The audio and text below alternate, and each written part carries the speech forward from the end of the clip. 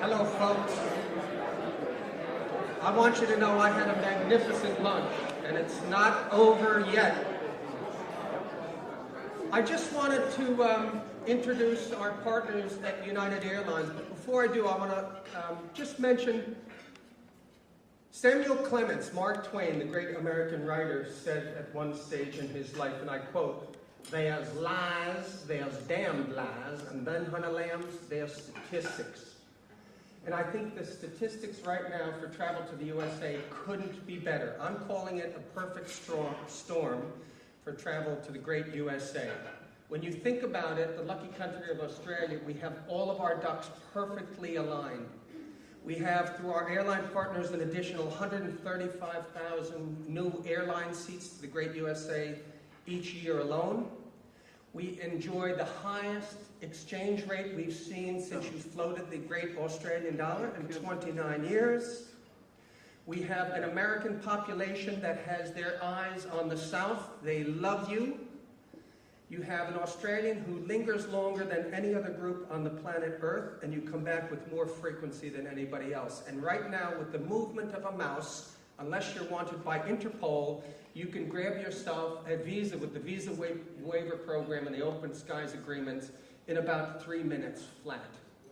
The stage is absolutely set for a marvelous opportunity for Australians to visit the great USA. And then once you get there, all you do, g'day mate, and you're rubbing elbows and other body parts with the locals. Life is good.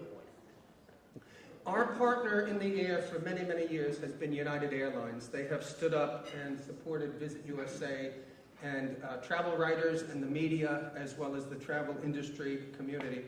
And we're very proud to have them as active partners. And the gal who runs the whole show down here, their director for Australia and New Zealand, is Alison Espley. And if you put your hands together, please, she's going to tell us 2 words. United Airlines.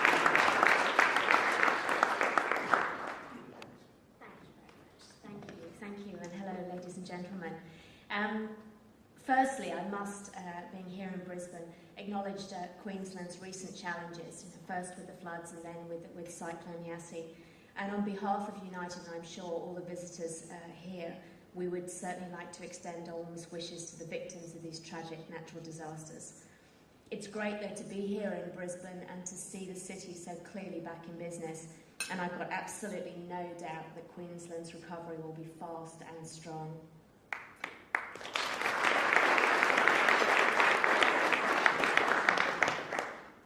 So welcome to yet another great year of Visit USA. Thank you for allowing me to speak to you, and I do promise to be brief. We'd like to thank you for your continued support. In 2010, we were delighted to host a great number of you as you continue to showcase all the US has to the Australian travellers. As we all know, and as Marcus just said, it's a great time for Australians to travel to the US. More choice, great deals, and the best ever exchange rate. These have all led to the terrific increase in visitor numbers last year, with figures up to over 25% year over year. A lot has happened since last year's Visit USA event, and our industry still faces significant challenges. We were looking at some headlines over the last few years. They included volcano costs airlines $1.7 billion, blizzards may cost airlines $1.5 million, IATA predicts airline losses of $9 billion and then upped it to $16 billion. It was certainly tough out there. But how quickly things change. We started seeing headlines, IATA again upwardly revised its 2010 outlook, now projecting, and so on. The industry recovery has been stronger and faster than expected, and many airlines, including the new United, posted profits in 2010. Now, of course, the airline industry as a whole has been losing money for years, and we need more than one good year to make good.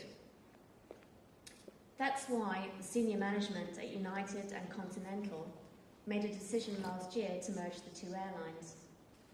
As Jeff Smizek, the president and CEO of the new United, said when the merger closed last October, our aim is to create the world's leading airline that delivers best-in-class customer service, increased opportunities for employees, meaningful profitability, and sustainable long-term value for our shareholders.